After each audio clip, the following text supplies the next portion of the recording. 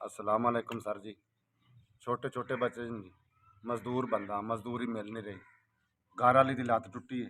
आ बच्चा जी बीमार है। बराए मेहरबानी को मेरा इमदाद की जाए।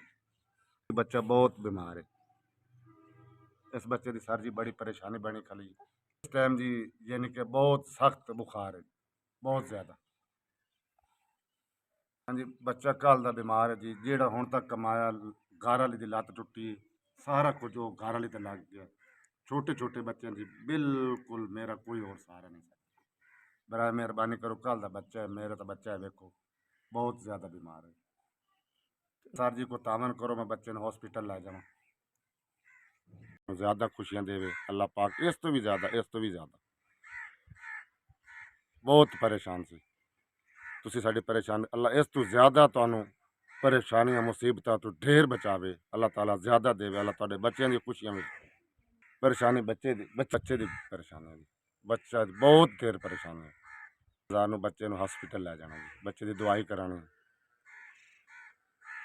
SVS इन्हें तक मेरे तक 5,000 पहुँचाया, आपका बड़ा शुक्रिया।